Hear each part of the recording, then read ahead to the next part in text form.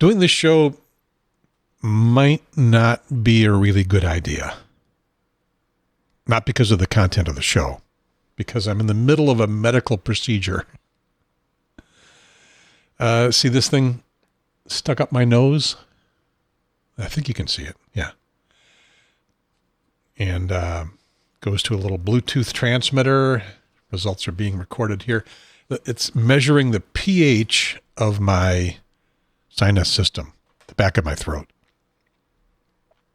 This is all, if you've been paying attention to the show very much, you notice that I've cleared my throat a lot. And sometimes I have a deep resonant voice. And sometimes I don't really have one. This has been going on for a long time, more than 10 years. Coming to a head because I'm trying to do podcasts where I talk a lot. And sometimes I've avoided doing podcasts just because I couldn't talk very well.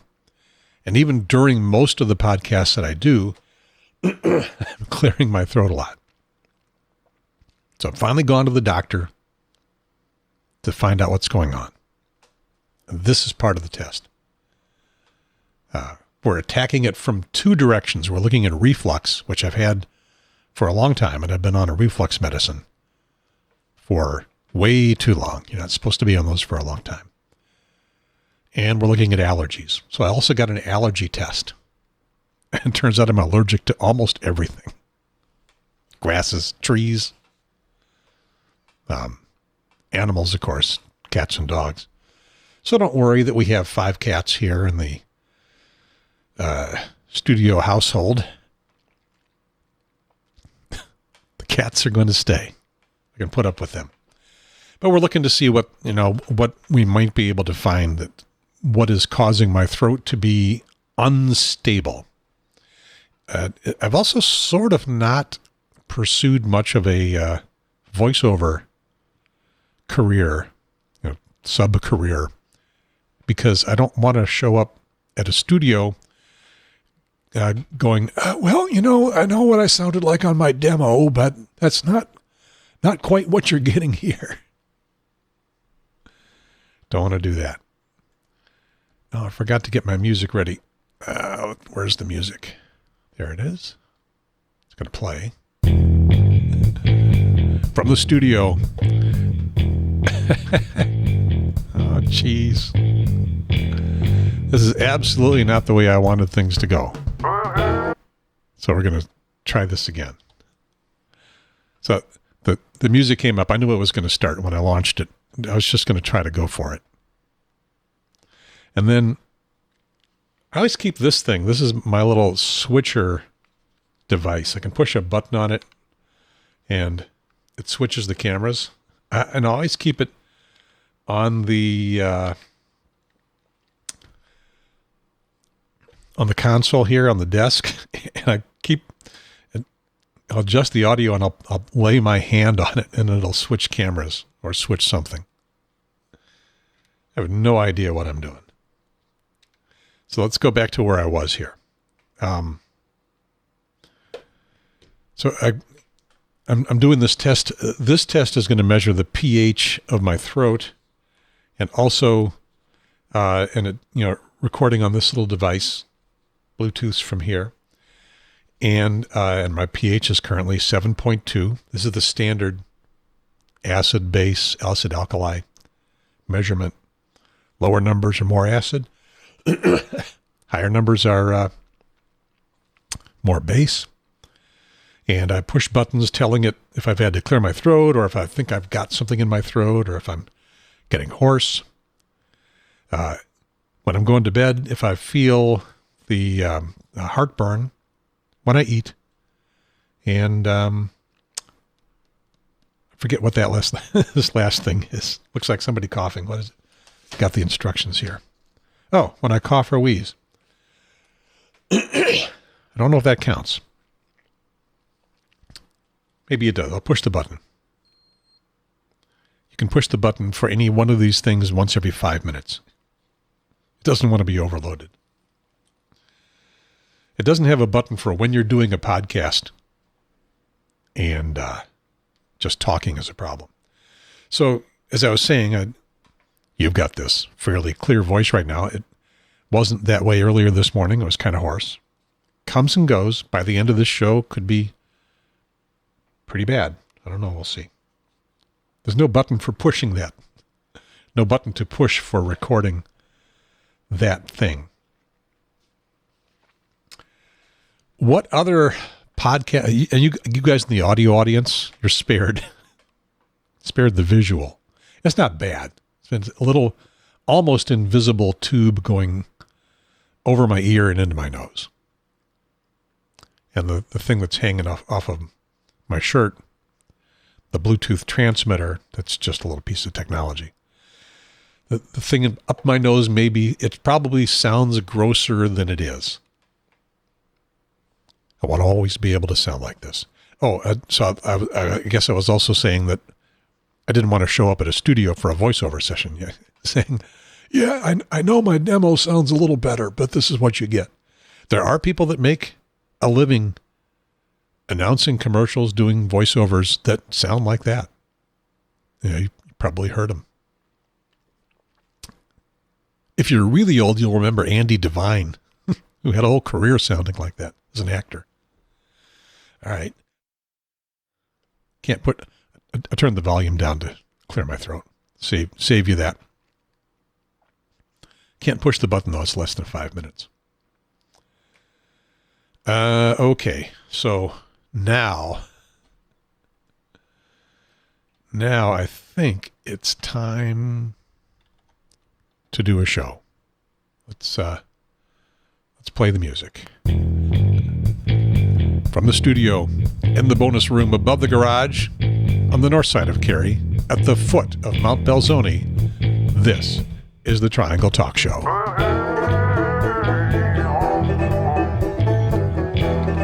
And despite anything that you may have imagined as we began this program, this is episode 69, Love My Health Insurance. Oh, I put the wrong title on it. There. Come on, there we go. Love My Health Insurance. Right? That is September 25th, 2019. And we're going to call this a politics episode. Episode 69. Triangle Talk Show is a podcast and a YouTube show for the Triangle area of North Carolina. We cover anything we want to. I just ramble on and on. Oh, the other thing about this thing up my nose is that it's tickling my nose a little bit. It really hurt when they put it in. On a scale of, well, hang on. This is what I got to do here. Hang on. Turn the volume down.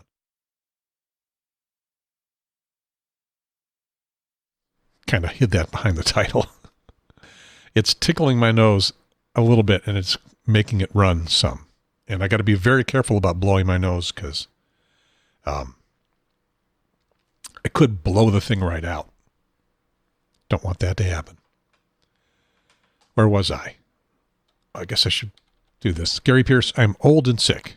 That's the deal. Got the bug up there. Little bug in the corner of the picture, like the big time broadcasters do. We cover anything we want to. I remember where I am. Some progressive politics. It's not all politics. This one is. The website is triangletalkshow.com. Got a Facebook group. It's also named Triangle Talk Show.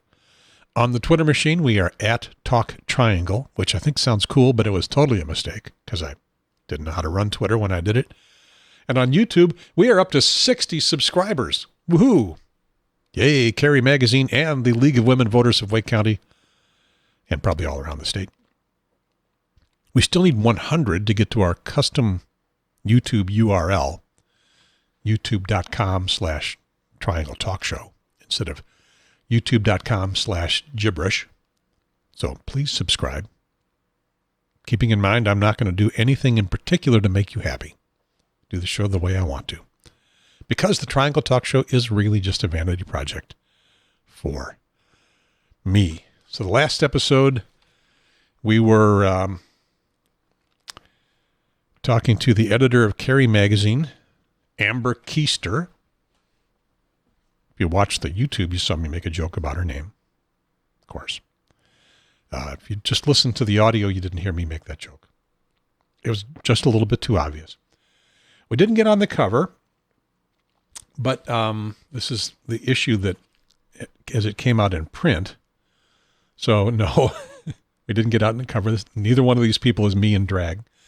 But the article was referenced on the cover. Listen and learn. Local podcasters sound off. I should have noted where it was. I think it's around page 60 or so. So it's not just me. It's 3 podcasts, as I assumed, as I figured, were featured. It is practically the centerfold, the issue, the big picture for the feature on the 3 podcasts. Big double picture of one of the other podcasts. It is the Peak City podcast that is focused on Apex. And the whole article is several pages long. This is the second spread, and another picture for the Peak City podcast, another two pictures for it. And then there's me and my glamour shot. And then I get one more picture, or I sort of get one more picture.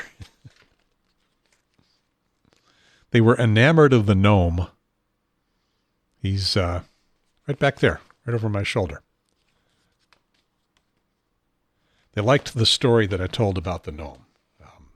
Gary Pierce shares his studio with a garden gnome, a souvenir of his brief stint as a voice actor. Pierce announced, Travelocity presents The Roaming Gnome, the announcer of travel myths, in 6 television ads and 50-plus radio spots. That was about 12 years ago, 2006, 2007 territory. And yes, I was on major broadcast media with this voice. And that was a period of time when I was having some trouble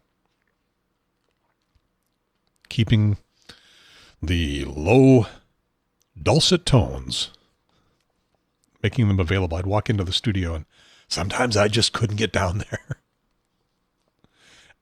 This has been going on for a while.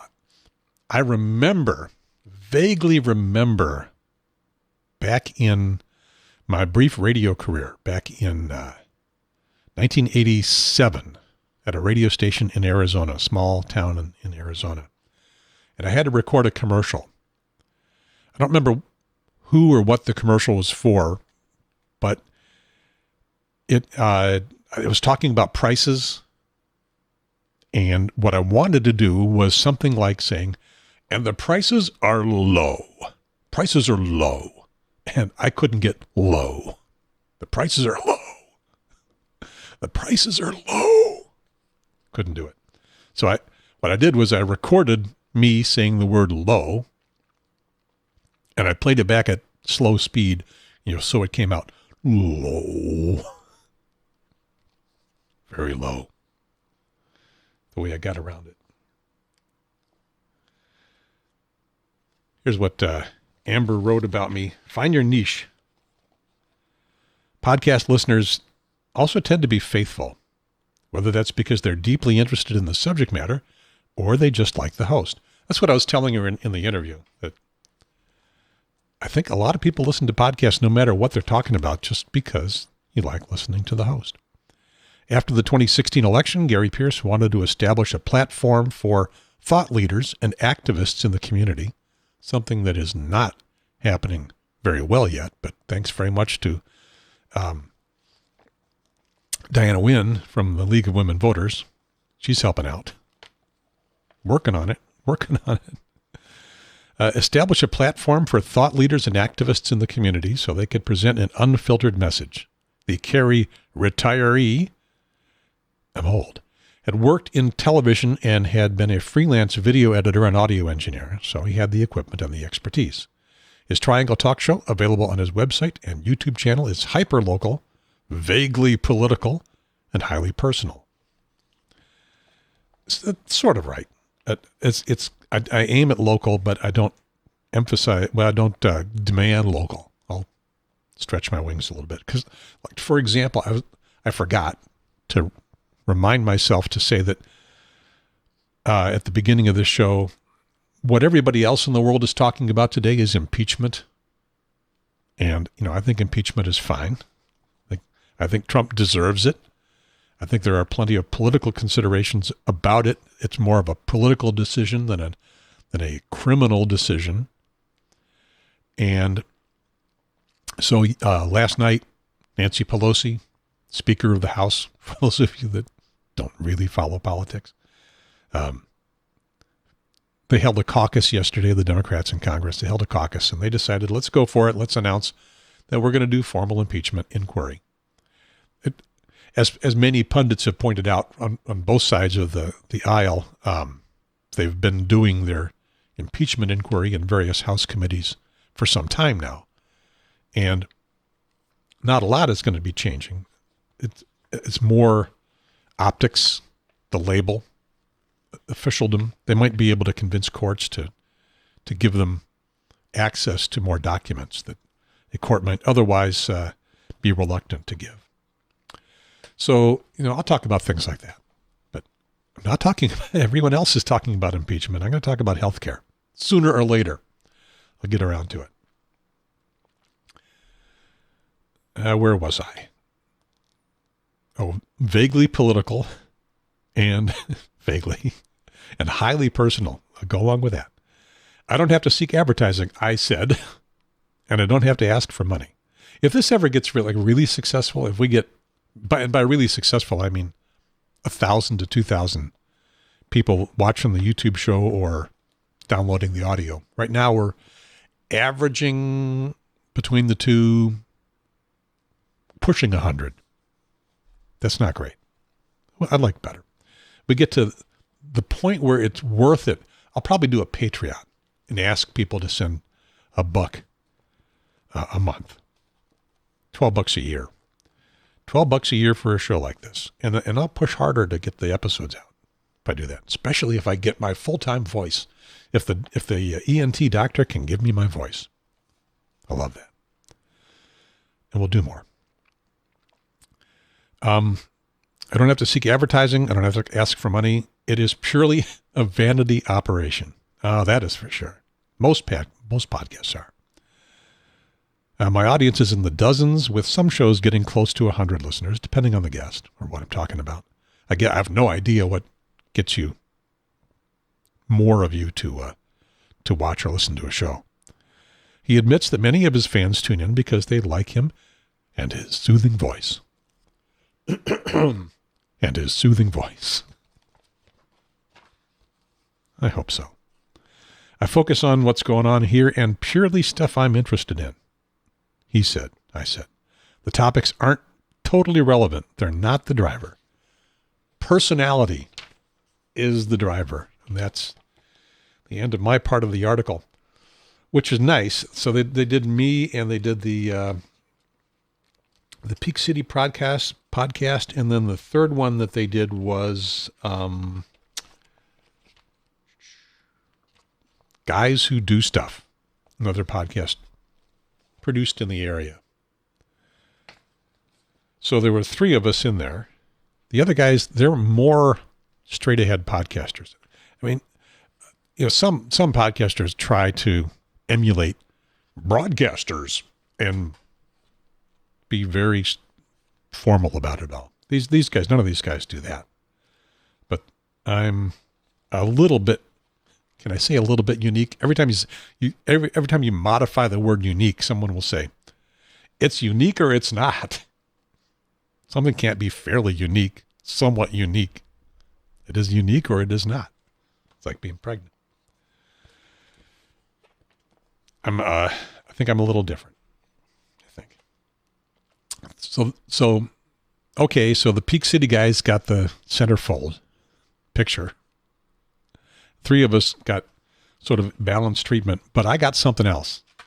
I got the editor's letter. Amber was here to do the interview of me first, and then she came back, and I got to interview her for the show, the previous episode 68.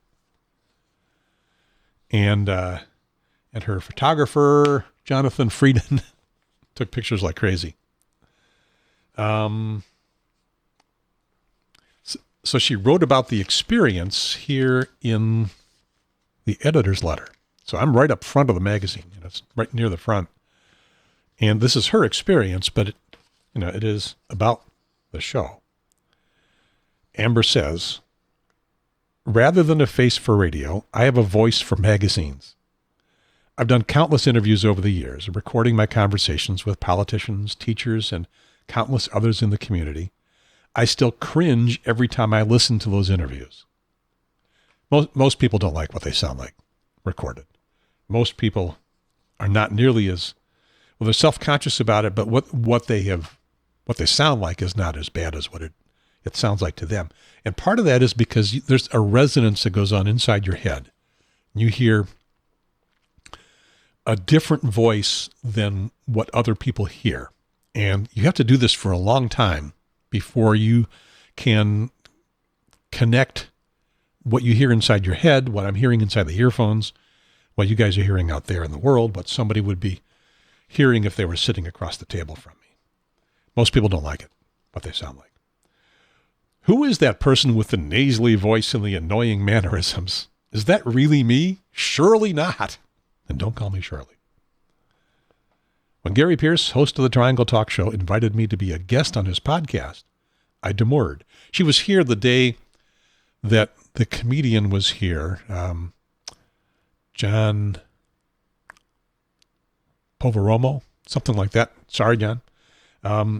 She came to interview me before he arrived, and then he got here, and she and I were about done with what she wanted to find out from me.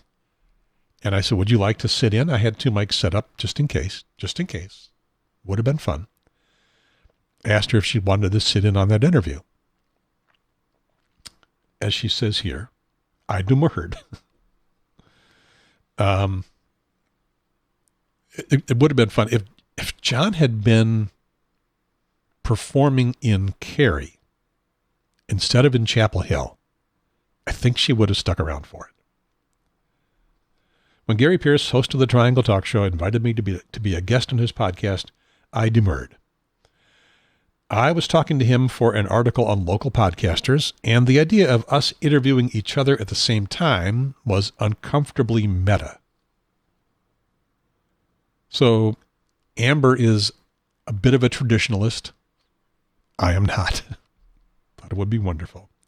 I firmly believe that journalists should never be part of the story. The only exception being columns like this one. And did I mention that I hate the sound of my own voice? She doesn't sound bad. And by the way, what you sound like in terms of podcasters these days, and even announcers, even the people you listen to doing commercials and other stuff on TV and on the web, this golden voice is no longer required. It sometimes is not even an asset. Sometimes loses you the job. A lot of times people just want, they just want someone who sounds normal. And once you're used to talking like this, you can't sound normal anymore. Did I mention that I hate the sound of my own voice? But thanks to Jonathan Frieden, you can see and hear me on Pierce's program, available on triangletalkshow.com. I've convinced our Cary magazine photographer to take on some doozies of assignments, from whitewater rafting, riding a zip line, shooting engagement rings. Sorry, Jonathan. No, yeah, Jonathan. This was one of the few times he asked me to do something for a photo, so it only seemed fair. Pierce and I had an enjoyable chat about community magazines, my illustrious career, and the women of Western Wake.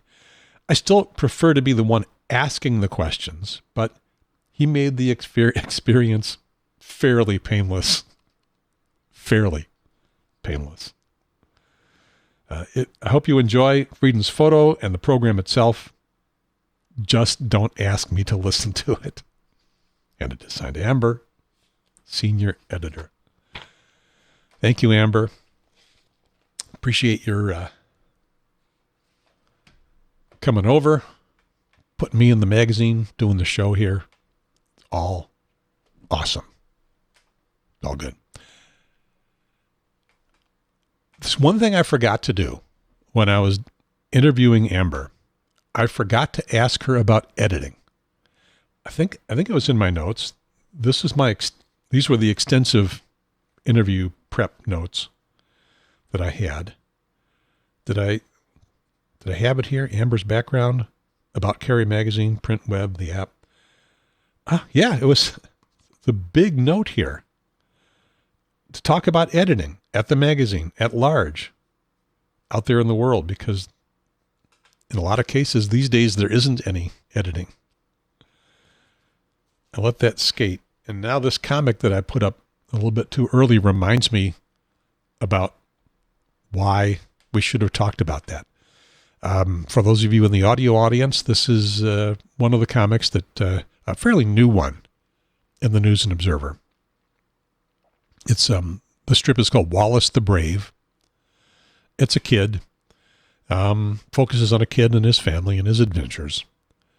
And in this strip, he says, "Mom, want to read a comic I made myself?" And Mom says, "Sure, Wallace. It looks like there's dynamite and a fuse and flip, flip, flip, flip, flip, flip, flip, flip. Boom." Mom says, "A 5-page explosion?" Wallace says, "I need an editor." Editors are good things. In the video side of things, when you're doing a live program, particularly, that there isn't really an editor function. There's a producer function, and their job is to, help you prepare so that what you've got a program that is not going to go on forever. Especially if you're on a cable network or something where you've got a fixed time, like Rachel Maddow, she's got an hour. Well, she's got an hour, and then she'll usually intrude onto the next program for a minute or 6. I've seen her go into the next program by 6 minutes, and that's my favorite part when those two are talking back and forth. What is that show? The Last Word with Lawrence O'Donnell. So she and Lawrence will kibitz for usually 30 seconds or a minute. It's usually something related to the news of the day. Sometimes it's not. Sometimes it's very personal. And sometimes it goes on. She takes what they call the A block of the show. The A block of the show is probably 12 to 20 minutes, but I've seen them go 6-7 minutes. And that's the part I love the best. Excuse me. And on the podcast, they don't put that in on her podcast. They cut it out. Fortunately, it remains on the recording I get off of YouTube TV. All right, it is time to clear my throat and clear my nose. Turn the volume down. Oh, tell you what, I'll just hide here for a moment while I do this.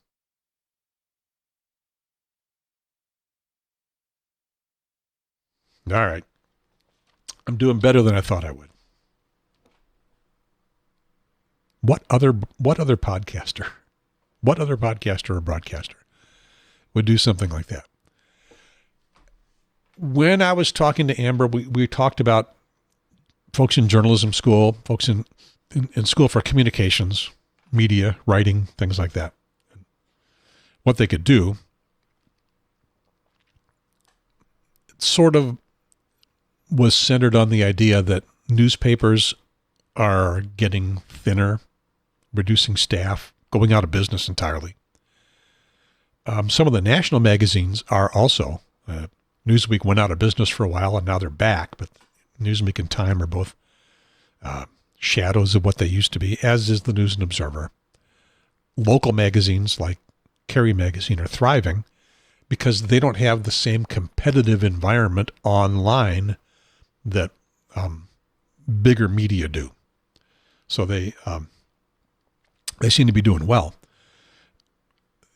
I don't know why there couldn't be local online media that would compete with them seriously.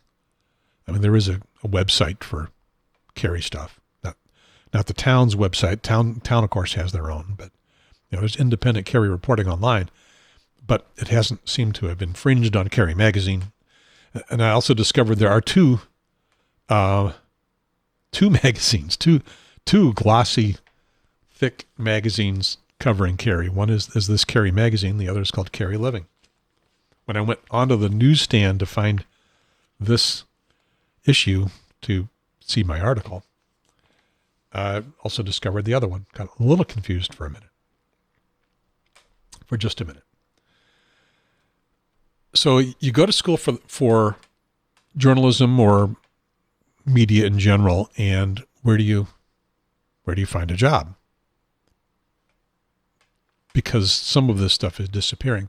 Well, we talked about you could go into advertising, you could go into corporate communications. Corporate communications is kind of that shoot me, unless you. I soft pedaled my feelings about this. Oh, my nose is really tickling. Hang on a sec. I got to do something about this.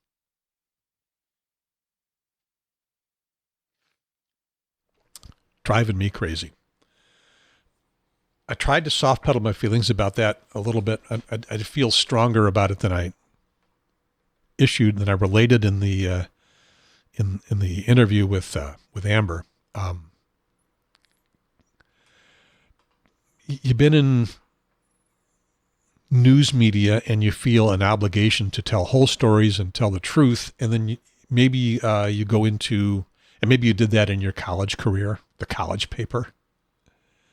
And then you go into the world of work and you can't get a job at the big paper, even a medium paper. You need a job, you need an income. And you can get a job at a company doing corporate communications, doing marketing, doing internal or external communications for a company. And when you do that, you are going to toe the company line. You are circumscribed. Your freedom to tell the truth, to tell what you think, is gone.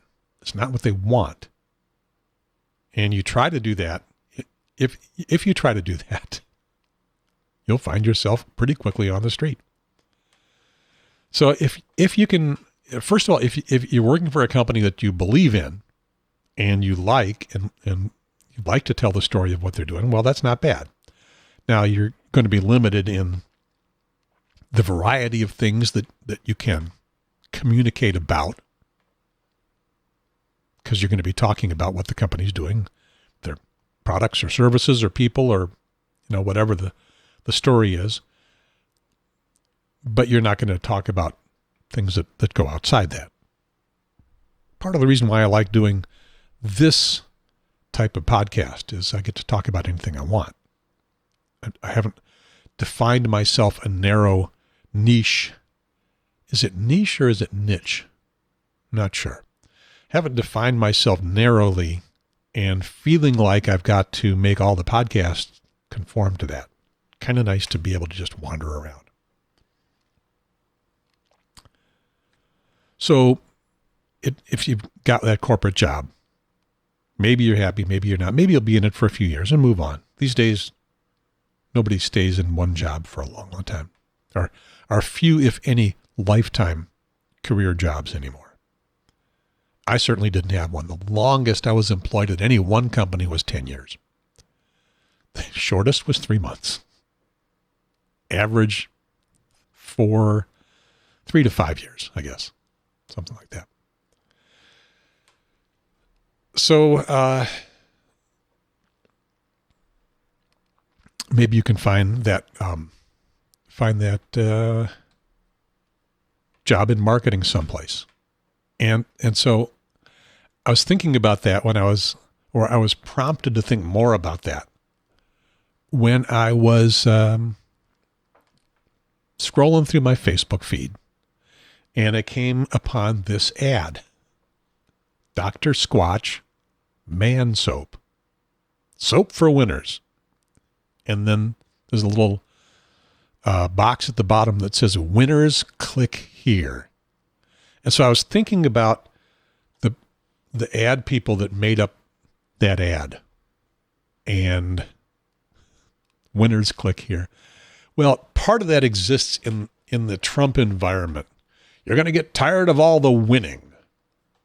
And that's a minor association that I made with that ad. Winners click here. It's just a little square box for the audio audience, a little square box. It shows a little bit of the soap, but most of it's titles. Winners click here. So I had a little bit of that Trump connection. I don't know whether they intended that or not, but to me it sounded like, yeah, sure. You're going to make me feel like I got to be a winner. I've got to click on your ad. If I don't click on your ad, I'm not a winner, because winners will click on the ad. Of course, that is over the top marketing from their perspective as well as from mine. Did they think that they were going to pull psychology on me and make me think I had to click if I wanted to be a winner? Oh, probably not. But what they didn't get me to click on that. But what they did get me to do was go to their website and look at some of the stuff that they had on their website, and then particularly some of the YouTube video that they have produced. Maybe these are commercials. I don't know. What I'm seeing is too long to be a commercial. And look at the kind of thing that somebody who goes into a corporate marketing department might dream up. So I don't know if this guy is just an actor or if he's with the company. If he's just with the company, he's pretty good. If he's an actor, well, he's doing his job. So this is a video from Dr. Squatch Natural Soap for Men, and something that if you think you wanted to go into marketing, you could do if you're clever. Listen up. The soap you shower with, it's you probably haven't even questioned what bar of soap you lather up with. Let's face it, most guys don't. They're still using whatever bar their mommy bought for her little man. Is that what you want? To smell like mama's little man? Ugh. Okay, tell you what, I'll put a... Wait a minute, what was it coming next? But now you can upgrade your shower game with Dr. Squatch Natural Soap. I'm talking about natural, nourishing, cold-pressed, hand-cut soap for men. Okay, so I'm pretty sure that guy's an actor. They had some reviews, or maybe I found some independent reviews, and the reviews basically said, soap's pretty good. It doesn't last very long. It's soft, and a bar will disappear after a few showers. As opposed to not what my mommy gets, but what my wife gets. I think we use Dove. So I'm not washing with what my mommy, boy, that's a button pusher for men, isn't it? Yeah, good job. You wash with what your mommy got you, little man? No, I wash with what my wife got me. Okay, so you could do that. Or you could go into journalism like this. This is from, what's the, International Business Times science column. I'm only going to get into the headline. How NASA failed to protect Earth from getting hit by an asteroid. So I didn't catch this in the news when it first came by. But apparently there was one of those asteroids that made a fairly close pass by the planet. NASA tracks most of the asteroids, but there are asteroids that are just too small for them to be able to track. And then the nightmare scenario, as I understand it, I wish Lynn Bernstein were back for this episode, our rocket scientist. The nightmare scenario, as I understand it, is an asteroid whose orbit takes it around the back of the sun, and then it is coming straight for the Earth from essentially the sun. Can't see it. Well, they got some satellites that monitor the sun from vantage points where we can't see them on Earth. I don't know. Now that I'm thinking about them, I guess they don't have the resolution, or they're not looking in the right place to see asteroids that are kind of sneaking around the back of the sun and coming right at us, essentially from the sun, where they're not going to be seen by any Earth-based telescopes. Because, first of all, it's the daytime. If they're coming from the direction of the sun, they're not in the sky at night. And in the daytime, they got this big sun there. Can't see anything else up there. Something pretty big could be coming from that direction, and we wouldn't know about it until pretty late, maybe too late. I don't know. Okay, so what do you think when you see the headline? How NASA failed to protect Earth from getting hit by an asteroid. You could write copy like that with your journalism degree and your journalism background. Or you could write copy like this. NASA tracked small asteroid before it broke up in the atmosphere. So it did actually hit-ish the Earth. It didn't pass by. It got into the atmosphere and it broke up. Same asteroid. They're both talking about the same one. It was one of those that either is small enough to burn up entirely, or if it hits the Earth, it's going to be in small pieces.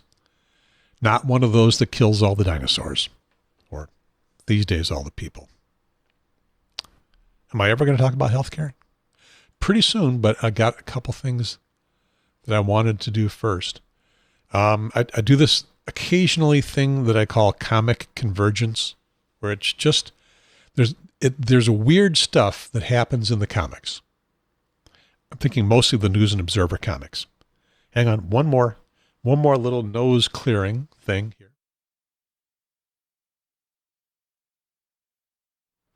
Because this thing in my nose is not exactly tickling. It's just it's there. I can feel it. I'm getting used to it. It's kind of going away.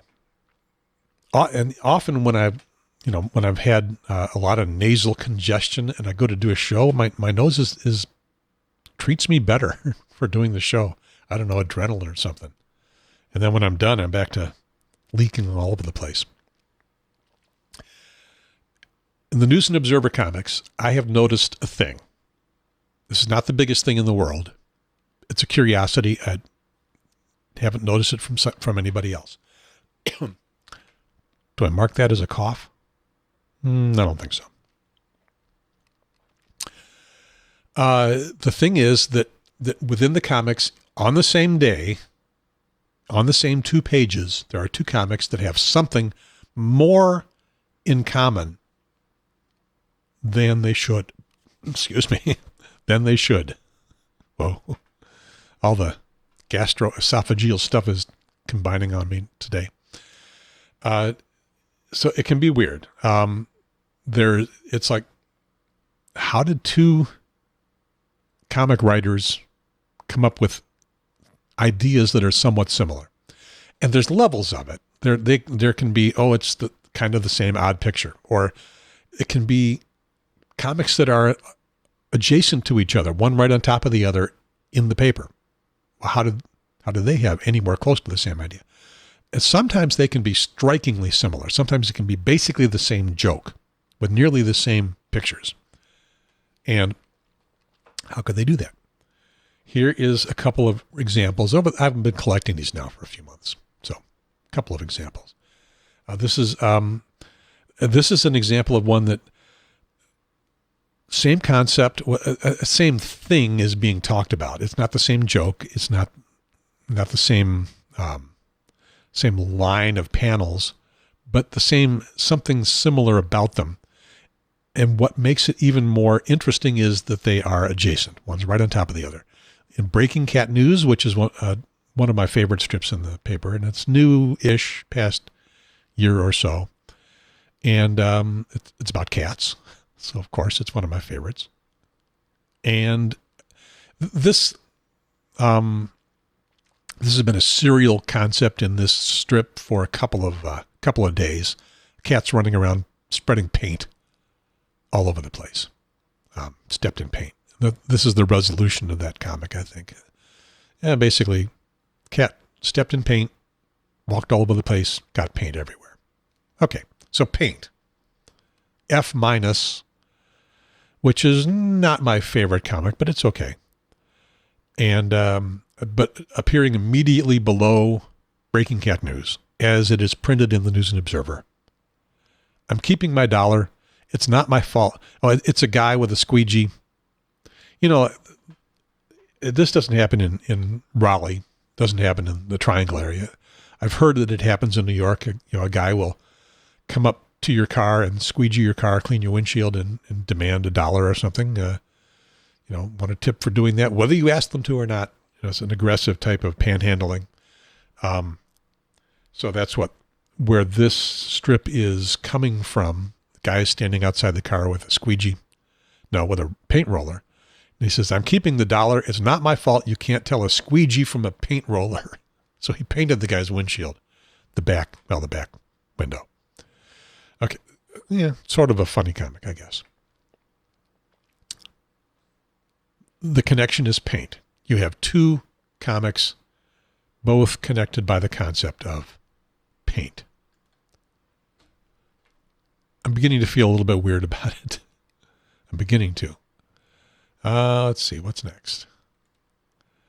These are two from the same day. They are not from the same comic. No, they're not adjacent in the page. Blondie, it's got an alarm clock. The alarm clock is the common thing. And Garfield, same day, not adjacent. Odie, the dog, barks at Garfield, who is sleeping. Garfield says, worst alarm clock ever. So, Blondie comic, alarm clock. Garfield comic, alarm clock. I think there's one more. Are you fascinated? Are you fascinated by this as much as I am? Okay, we got Mutts.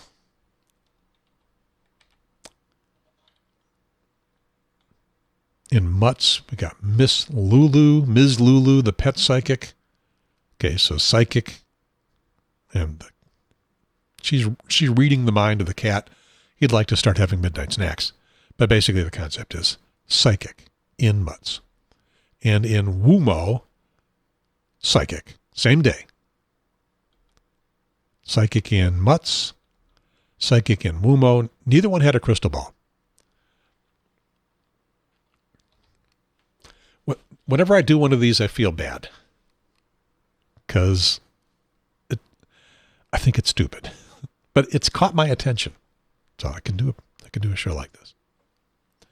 Let's talk about health insurance. I've actually written a fair amount about this, and I'm not going to refer to my notes. For one thing, they'll take a long time, and I think I can make this a little bit quicker. Again, everybody's talking about impeachment. That's going to hold the news for a while, but health insurance is going to come back. It's going to be a big part of the upcoming campaign. Maybe not. I'm thinking now, maybe not. Maybe it will all be impeachment up until the election. Now, health insurance will come back.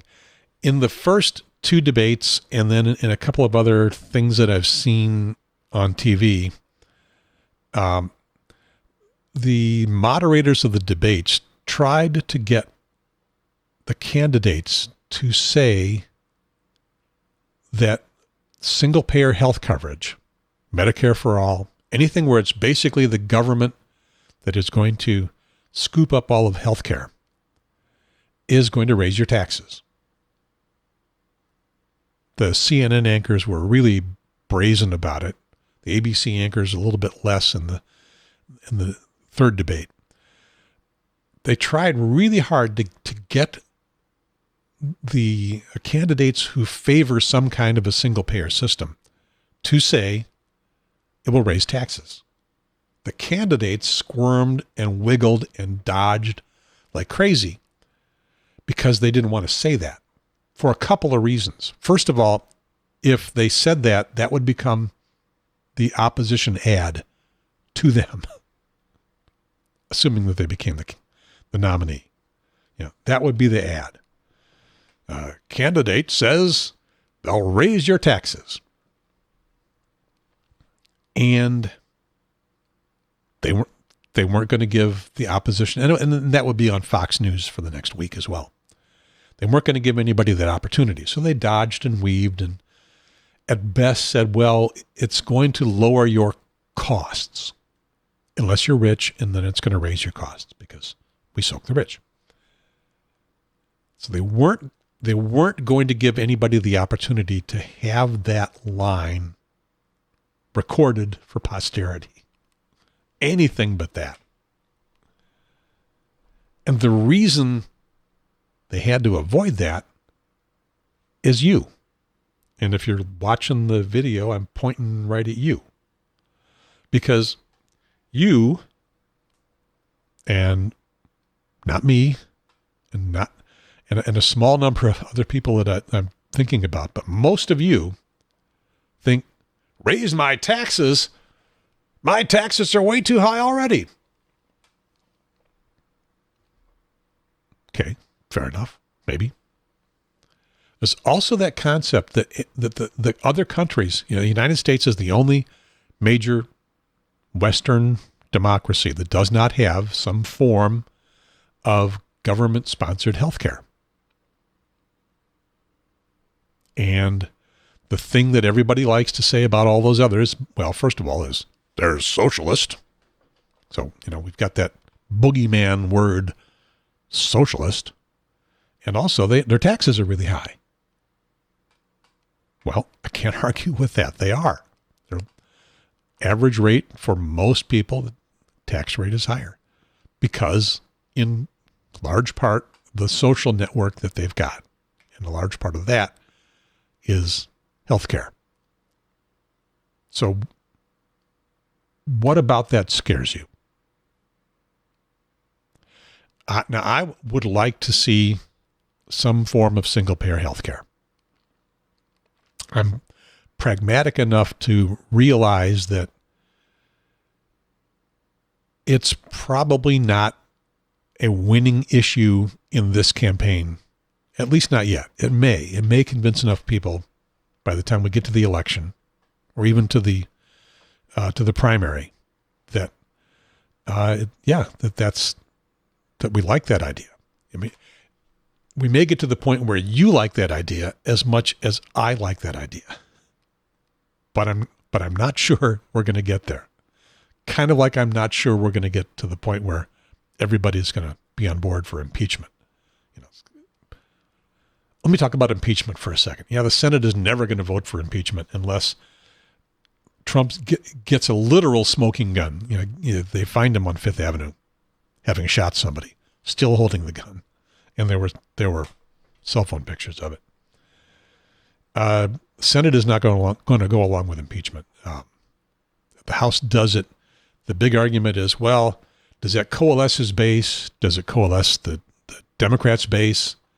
Does it bring the independents, the folks in the middle, the wishy-washy folks in the middle who don't know what to think, over to the Democrat side? Does it push them to the Republican side? Nobody knows that. Nobody can say. Similar on healthcare. Do we think that enough people will embrace the idea of some form of single payer? Do we think that they'll be scared of that boogie word, socialism? Do we need to find some compromise thing in the middle? And the title of the show I love my health insurance, right? Is that the title of the show? Yeah, love my health insurance, right? That concept has actually been brought up, I think, mostly by Republicans. People like their health insurance. Do you like your health insurance? I don't like my health insurance. That's a bizarre thing to say. The only thing that gets you around being able to say something like that is that people fear losing that health insurance, and they fear the concept of what might come next. They don't know what single-payer healthcare would be. They don't know whether it would work for them. They don't know what they would gain. They don't know what they would lose. They're holding on to the devil they know for fear of the devil that they don't know very well. They don't know at all. How much do I know about single-payer healthcare? Not a lot. Cindy and I have a friend who lives in France. He's an American. He's an expat. He moved to Europe a few decades ago for work, and then he retired. And he decided to stay in Europe, specifically in France. He'd been in a few different countries, but he decided to stay in France. He lives in Paris. Cool. So we have his anecdotal stories about healthcare. He's a little older than me. Again, I am old and sick. I'm putting up the title, Gary Pierce. Old and sick. That's all relative. I turn 70 next month in October. And I have a small list of chronic diseases. I've got asthma. I've got glaucoma. Got whatever this is going on with my throat. Is that it? Mostly it. What I'm taking some drugs for. Otherwise, I'm in pretty good health. I work out every day. I'm, better shape than a lot of people my age. But I have some chronic things. I'm old and sick. That's how you would describe it. So he's a little bit older than me, maybe not in quite as good a shape. He has described his encounters with the socialized health system that they have in France, which is basically he goes to the doctor, they take care of him, he doesn't get a bill, paid for by those higher taxes.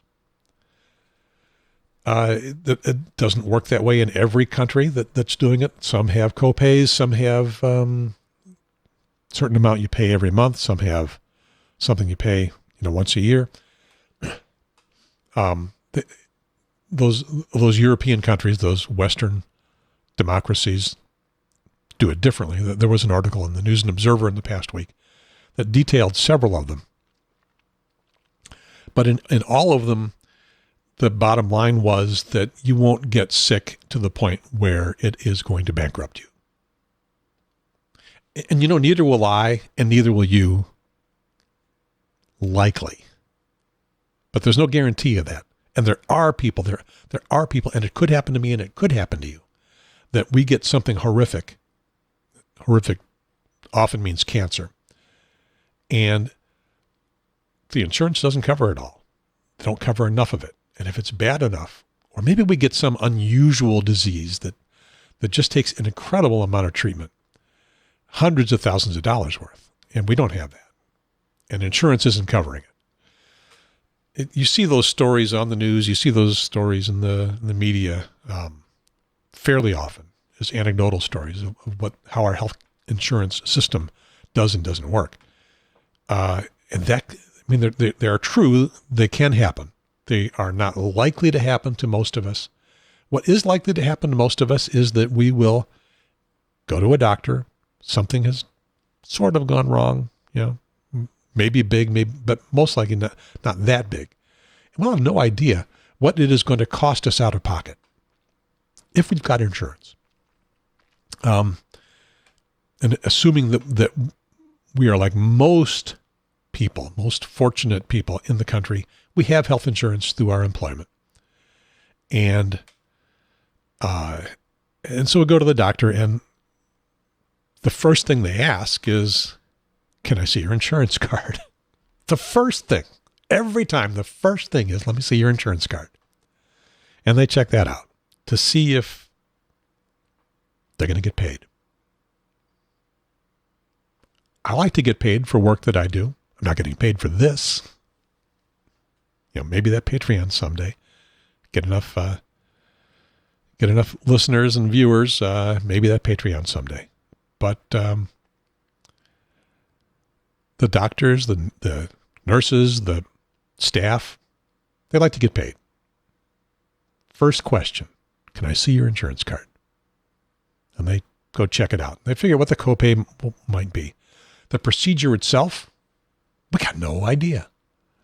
No effing idea what that procedure is going to cost. Whatever, when they figure out what it is, they do the diagnostics. Well, they don't know what the diagnostics are going to cost.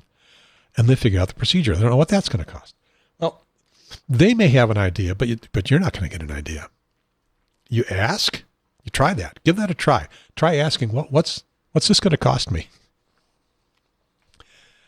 One time, well, I have spent some periods of my life without health coverage. My first job, my first real job, 1973.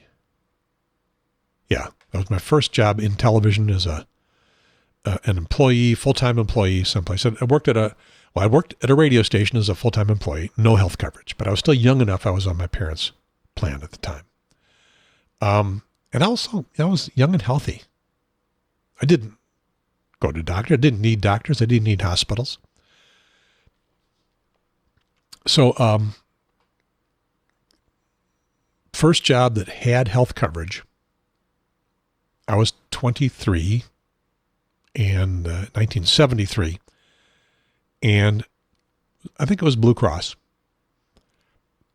So I've been there not quite a year.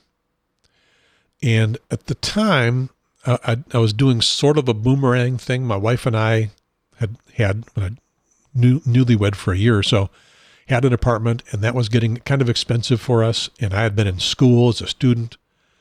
And so my dad said, well, why don't we go in together on a townhouse, you and your wife and him and one of my brothers, and we'll split the costs and everybody will save some money. So I wasn't exactly living at home with my parents, wasn't quite that kind of boomerang, but ish. So he was in the house. And I wake up one morning with an agonizing pain in my abdomen. And it's not getting better. And so I wake him up and he takes me to the hospital. It's a few miles away. It wasn't something that required an ambulance, but I get there and go through the intake.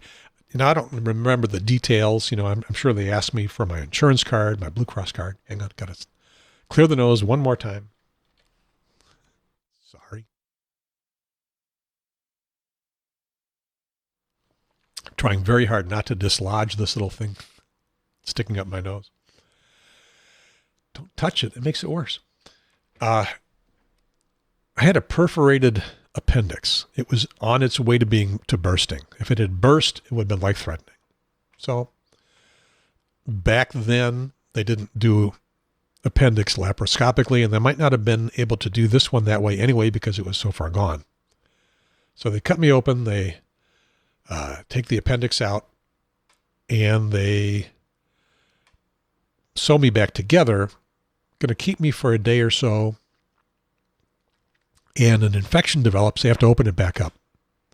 And they decide they're going to let it close naturally without being sewn back together again. They clean out the infection. So I'm in the hospital now for over a week.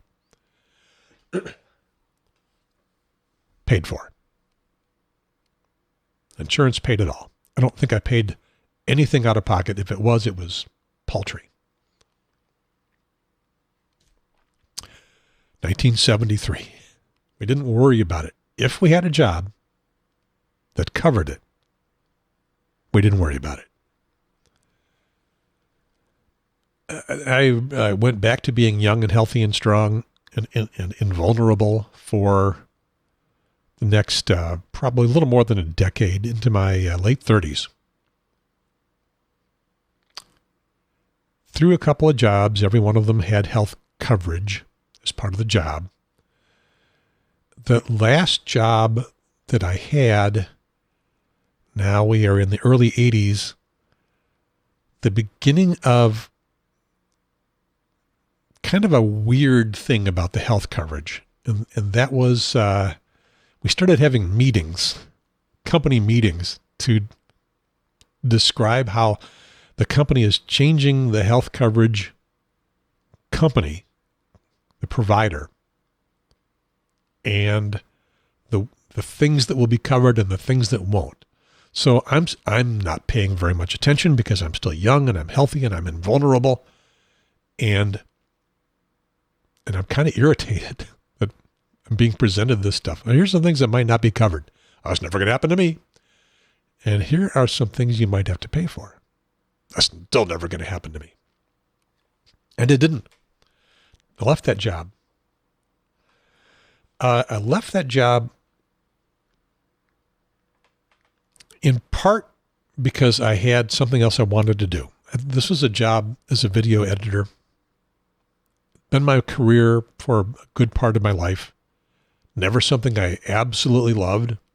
Something that I kind of liked. Was a good career. It kept my fingers in the media. It kept my fingers in technology. I enjoyed doing most of it most of the time, but not what I really wanted to do. What I really wanted to do was what I'm doing right here in front of you right now, talking into a microphone. Never quite got that good. By the way, the pH in my nose is now 7.4. I'm getting more bass. I'm not getting acetic. And no heartburn right now.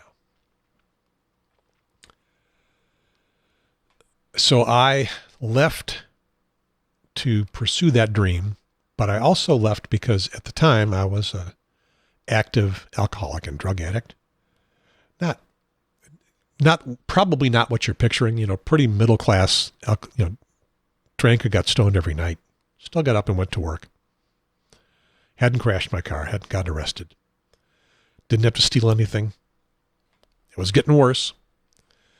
And so I left. I climbed on a motorcycle for the summer, and then I got a job at a little radio station. I am 37. Little radio station in a small town in Arizona.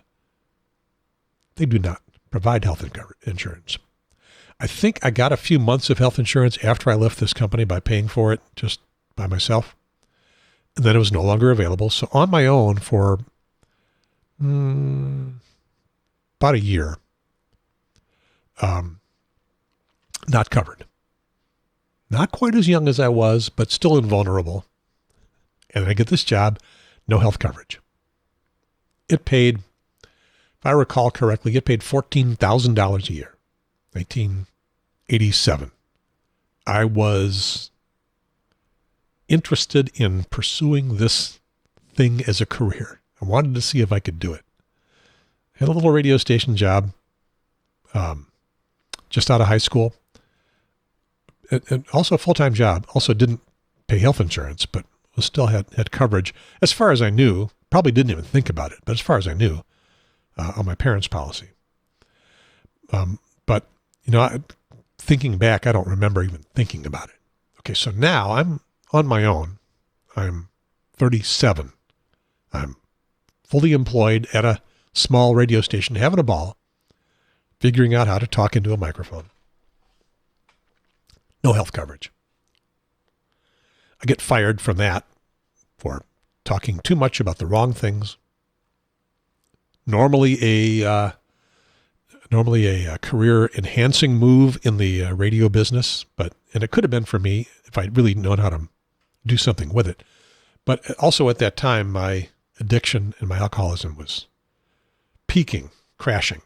And so I couldn't make that next step to find a better radio station job. What I found was Alcoholics Anonymous. And then the next, not quite a year of just living off savings and in a little part-time job I got that also did not, it's more full-time, also did not provide health insurance, just to pay the bills.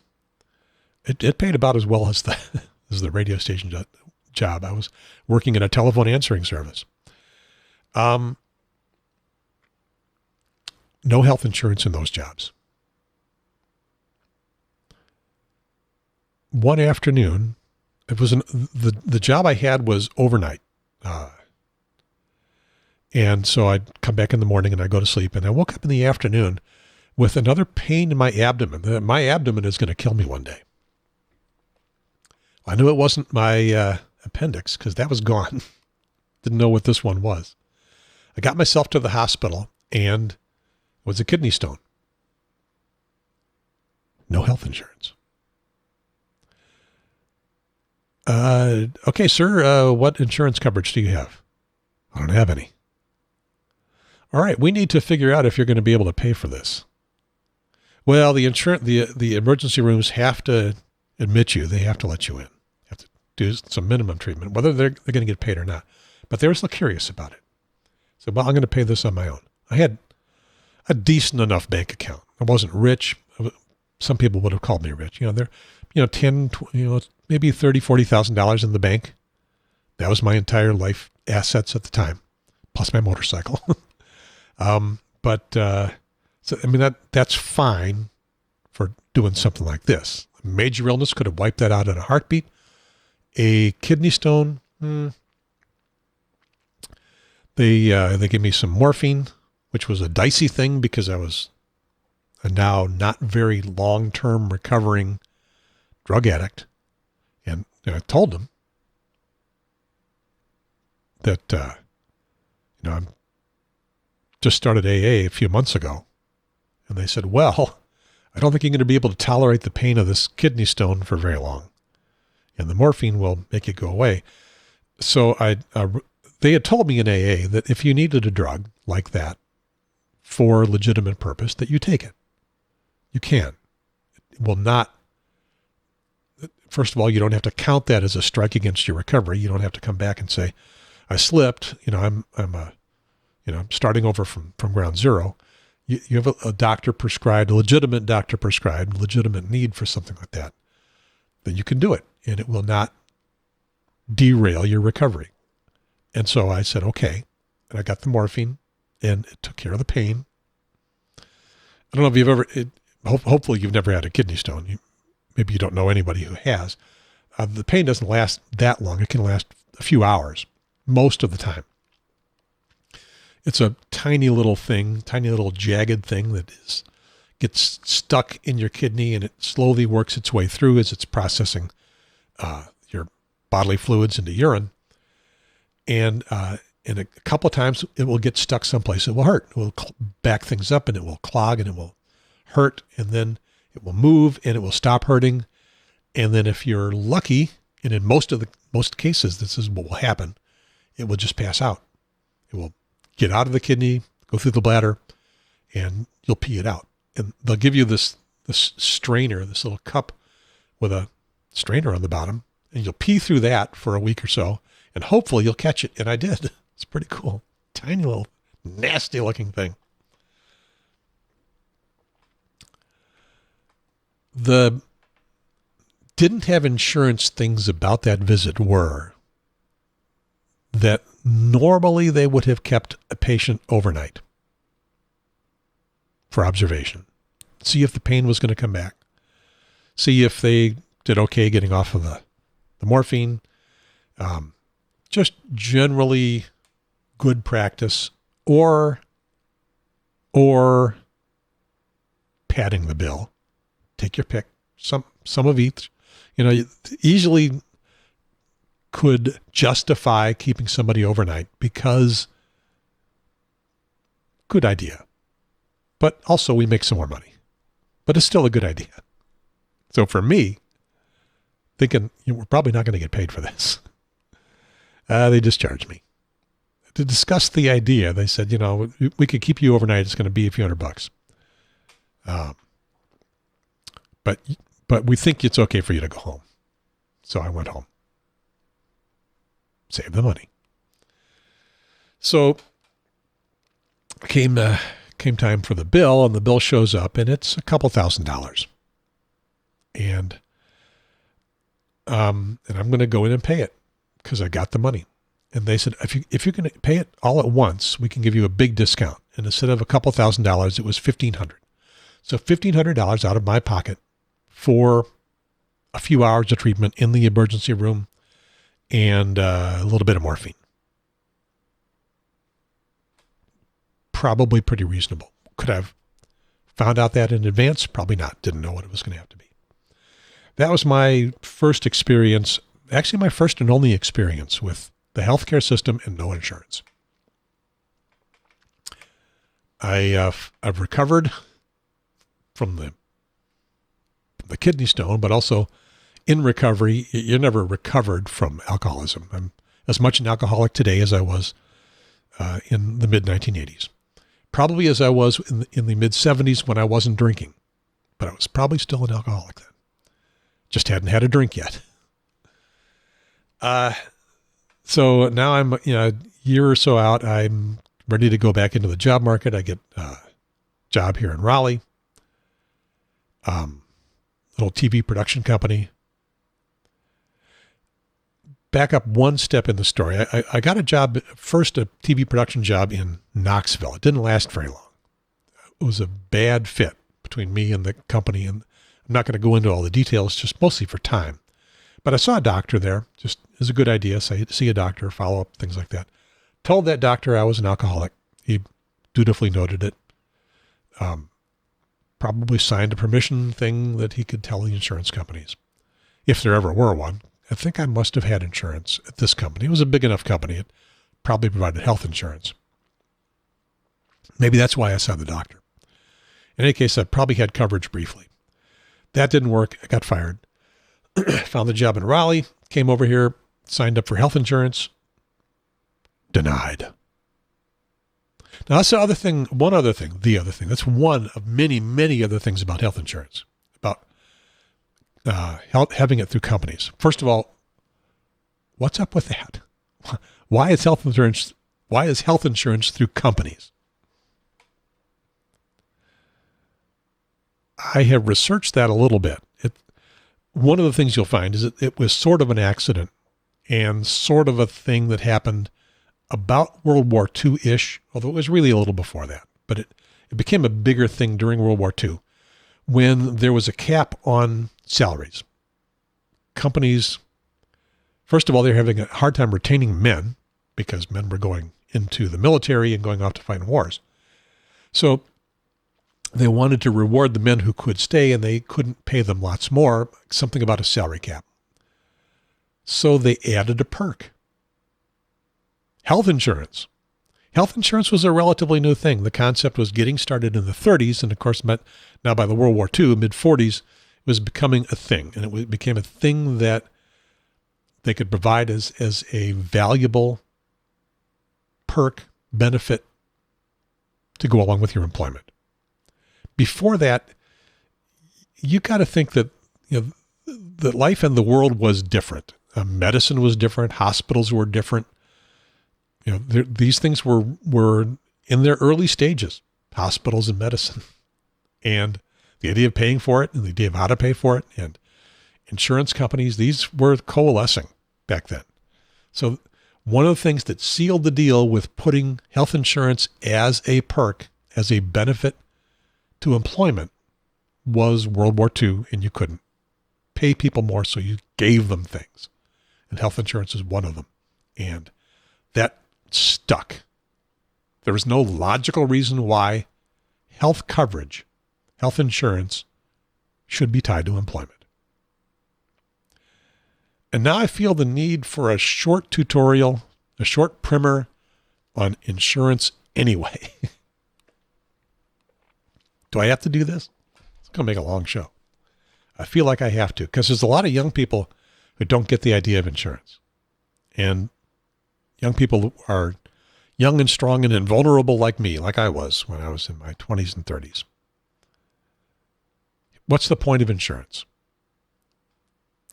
It's so that I pay you a little bit of money, and then eventually you give me back a whole lot. Wait a minute, that's a bank account. No, that's not a bank account anymore. I pay you a little bit of money, and then pretty soon, hopefully not too long from now, you pay me back a whole lot. That's what people think is health insurance. That is not. Health insurance, automobile insurance, homeowners insurance, that isn't any of that. It's that we all pay to the insurance provider a little bit, and you might not be thinking it's such a little bit anymore. It used to be a little bit. We all pay something. And they gather all this money up, and they invest it, and they make some more money off of it. And then when something happens, you get sick, you crash your car, your house burns down, they pay you way more than you paid in to compensate you for, to pay the bills for fixing your car, buying you a new house. But not everybody, not very many. Most people won't get that sick, won't crash their car. I don't know about that. House won't burn down. You paid the insurance company all that money and never got anything back for it. But somebody else got a lot. That's the way it works. Doesn't feel good if you're on the I paid and I didn't get anything back into things. But that's the way it works. So with health, and for health insurance in particular, that's the point. Maybe I'm going to get really sick, and maybe I'm not going to be able to afford it, and it's going to bankrupt me. So I guess I better get this insurance, and I'll pay for it, and I'll be reluctant, and it'll feel bad, and I won't like to see that line item, and it's I feel a little better about it because it's pre-tax and I'm not paying tax on that money because it's an employment benefit. So I'm not paying income tax on it. Okay, I feel a little better about it, but I really don't like the idea of any of it. But maybe I should. Well, okay. Now get old. Get old and sick. And you're going to be using up a lot more of it than you thought you would. And you may get to the point where you're paying a copay, or you're paying a premium of a couple of $100s a month and getting back many more hundreds in drug coverage, in going to the doctor stuff. Where's the difference coming from? Where, I'm paying a couple $100 a month and getting back 1,000 or so. Where's that extra money coming from? It's coming from you young people. Thank you, young people. I paid it in when I was a young people, and now I'm collecting. And maybe that's a big problem with health insurance compared to any other kind, is because our population is aging and healthcare is getting more expensive. It's a sort of a system that's collapsing in on itself, that just not going to work as well as it used to back when I was young. Maybe they didn't think this through very well when they were considering this health insurance as an employment benefit thing. So, and I haven't even mentioned the people that don't get insurance, other than me, that didn't get insurance for a while from very small companies that couldn't afford to make it an employee benefit. Or all of the people that don't have jobs. Hang on. Nose is leaking.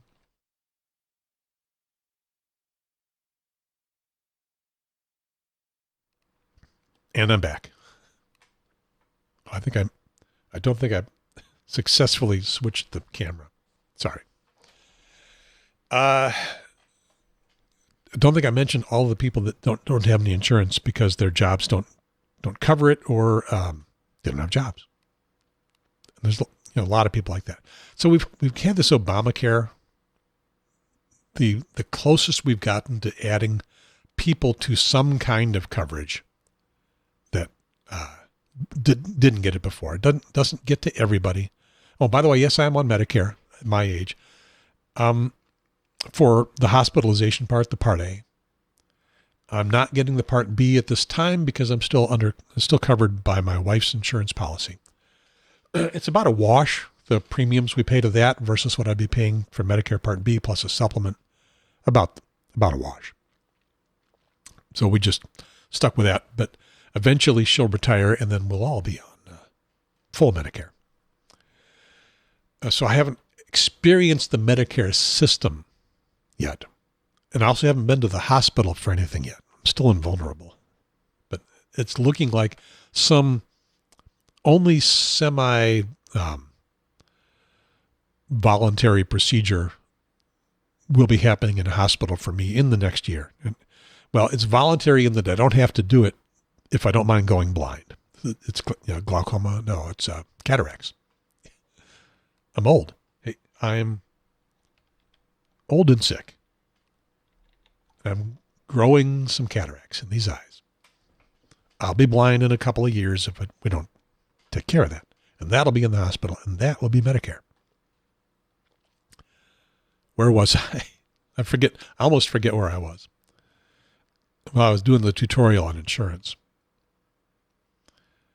Now I really don't know where I was. So let me just think of where I want to go next. Young people, young and strong and vulnerable, not happy at paying that. Okay, so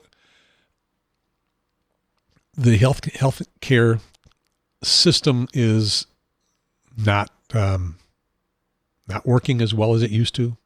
Maybe because too many people are getting old and getting sicker, and healthcare costs are going up, and the insurance system was an accident and maybe not all that well planned. So what's a better way? Well, what all of these other Western democracies have figured out, some form of government-paid healthcare. It can be government does everything. Government employs the doctors, government runs the hospitals, government does it from A to Z, or it could be, and there are some countries that do that, or it could be the government pays the bills, but the hospitals and the doctors and the drug companies and all that, they remain independent. But since there's only one person paying the bills, that person is going to sort of say how much they're going to pay. And I think I was talking about Obamacare a little bit here. What some of the candidates are talking about, the ones that aren't willing to commit to a single payer system, because that's socialism and that is going to scare you. What some of them are talking about is, we'll just have a government option. We'll still have regular insurance companies. You can keep them if you like them because you love your health insurance, right? So I'm told. Love my health insurance. We'll keep those. You can keep your doctor. Oh, well, there was a phrase. Keep your doctor. Or if you can't get that health insurance, you can get the government health insurance. Guess who's going to be on the government health insurance? All the really expensive old people, but not quite old enough for Medicare, because then they're going to be on the government health insurance no matter what. All the really expensive old people. By old, I mean 50 to 65, because 65 is when you get the Medicare. All those people are going to be on the government plan. And the government plan is not going to take in enough money to pay for the expenses that they have to do the health care for all of these people that are on it. Well, the other private insurance companies that get all the people that are still young and invulnerable and not using up a lot of health care can charge lower premiums and make their money. And I'm not a big anti-healthcare. I'm an anti-health insurance person. Yes, the folks that are at the top of those companies are millionaires and they're making a lot of money. But most of the people working for them are just doing okay. And the companies themselves, they're not,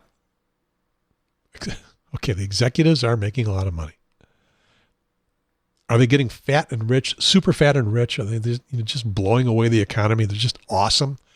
Probably not. They're probably configured themselves to be able to make the money that they can pay their executives and all their staffs and stuff, and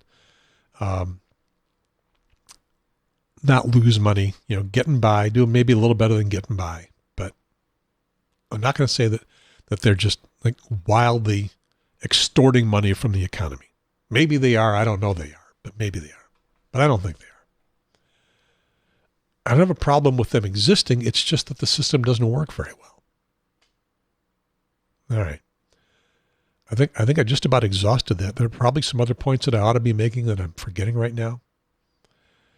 It's just that the thing that sounds like it makes the most sense to me is that you have the government handle the money. Don't have a problem with an independent healthcare system, hospitals, doctors, pharmacies, things like that. Don't have a big problem with that. I think all that would still work, but the government's going to be telling them how much they are going to be making. And they'll present their case and say, here's what we need. And the government will investigate, and auditors and stuff, and say, here's what you get. Some of that's happening now. So it happens with auto insurance rates here in North Carolina to some extent. I think even health insurance rates. That kind of single payer thing makes sense to me. We will probably, assuming a Democrat gets elected, and it's not one of those, maybe Biden, Buttigieg, not the guys that are not in the single payer camp at this point yet, they'll start tinkering and making advancements and adjustments to Obamacare. Improvements, hopefully, working our way eventually toward a single payer type healthcare system after it stops scaring you so much. Because remember, everybody was super scared about Obamacare. Oh no, it's socialized medicine.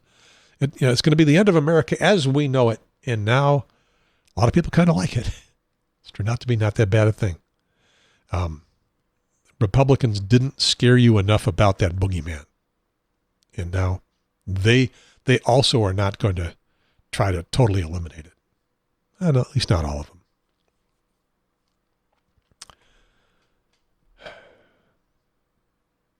I'm at the point where I need some notes that I don't have to remind me of the things that I wanted to say that are not occurring to me now, because I've exhausted all the stuff that had just kind of piled up in my brain to talk about this. I'm sure there are things that I'm missing.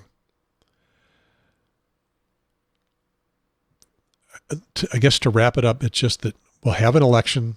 We've got some candidates that are favoring single payer, some candidates that are not. The Republicans are going to scream socialism at the ones that favor single payer, and they'll scream socialism at the ones that are not as well, because they're so worried about that being the way this thing is going to go.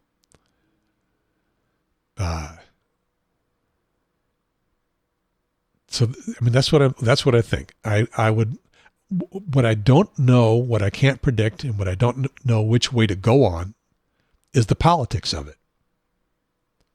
It very well may be that, well, I like single payer, and a lot of you won't like it. Enough people are scared of it. Enough people, I kind of started with this thought, enough people are worried enough that, well, you may not love the healthcare system that you've got now, love your healthcare, love your health insurance. You are scared of what single payer could be like. Could it be the ideal? You go to the hospital, you see your doctor. They don't ask for your insurance card because they don't care. They just take care of whatever's wrong with you, and you don't get a bill. That's the ideal. We're not going to get that. Not now. And yes, put this in your ad. Yes, your taxes are going to go up because that's not free stuff. But, okay, now I'm remembering some of the stuff that I would have added before had I not thought about it. If we get that system, Your employer is no longer responsible for providing the benefit of health care. Do they give you the money? Because your taxes are going to go up. Put that in your ad. Your taxes are going to go up. Does your employer give you the money that they're saving? Well, what do you think? What could possibly go wrong? Well, they should. When Elizabeth Warren or one of the other candidates says the costs will go down, in theory, this whole system is more efficient. You're eliminating a lot of the paperwork, a lot of the overhead that is going into managing the insurance side of the system. Now, when you do that, a lot of people are going to lose their jobs. The health insurance companies are going away. If we have full 100% single payer, there are no more Blue Crosses, no more Cignas, no more Kaiser Permanentes, at least the insurance part. I think they own hospitals and stuff. That will be bad for those people. Hopefully they'll be able to find other jobs. Not happy about that, but also don't want to maintain that system just because it's a full employment guarantee for a lot of people. That stuff goes away. That expense goes away. And in theory, the system is less expensive, more efficient. Ask about how things are working over in Europe, and you'll find that, yes, doctors make less money. They still make a really good living, but they don't make the astronomical living that some doctors do here, and not all doctors, but some, especially super specialists. Does that lower the quality of healthcare? Doesn't appear to over there. America's quality of healthcare in general is not as good as theirs. So, those get into details and weeds that I'm not going to take the time to get into right now. So in theory, your employer can lower your premium, can give you the money they were paying in premiums. Will they keep it? Is your employer greedy? I don't know. Some will be, some won't be. In theory, for you as an individual and for the system as a whole system, it's going to be a little more efficient. It could be just a wash. It could be more efficient. Everybody could save money. I'm not going to promise that, but it should not be any worse than a wash. Your taxes go up here, but your salary goes up because you're not paying health premium for it. And your life gets easier because you get sick, you're covered. My brain wants to go to that little part of the system where there are people that just use way too much health care that don't need it. Hypochondriacs, people that have, they're just always looking for something and there's really nothing wrong with them. I don't know what to do about them. I also, the other end, not the other end of this, but a big fat corner of it is that in our system, and I think in Europe's system, because no one's doing euthanasia, the most expensive part of healthcare is the last couple of years of your life. When you're getting diseases that are going to take you, but they haven't taken you yet. And I want to acknowledge that exists and not even try to solve whatever solution you can come up with for dealing with that, because that is too complex. That is a series of shows in itself and not something I've got any expertise or even that strong an opinion on, other than that I am now encountering that, not so much for myself, although at 70, you start to look down there. But part of the reason why you start to look down there is because you've got relatives, parents, they're still alive. Now, my mom and my dad passed away a long time ago. Cindy's mom and dad's still around. I have a stepmom who is 99 and is pretty expensive to take care of. And her folks are in the medical system, Cindy's folks, quite a bit. I'm getting into the medical system more and more. Still, I'm not young and invulnerable anymore, but I'm not hitting it like crazy yet. But it's, those things, they happen. And I don't have the answers. I don't want to try to get to the answers on how to handle that. There have been discussions like that. There will continue to be. I don't think anybody wants the idea of, well, you get too old and death panel. We're not going to do that. I don't know what we're going to do about that. I don't know if we're going to do anything about that other than just pay for it. Probably what's going to happen, at least for the medium term, certainly my lifetime. So, all right, I've leached a couple more things out of my brain that I wanted to talk about. And I think I'm done. So that will be it for this episode of the Triangle Talk Show, episode 69. It's politics, I think. Episode 69, September 25th, 2019. Love my health insurance. Right? I stole that right from My Vote Counts, right? Just kept it around. It's useful. I'm Gary Pierce. I am old and sick. Not that old and not that sick, but qualifies for this show. Over and out.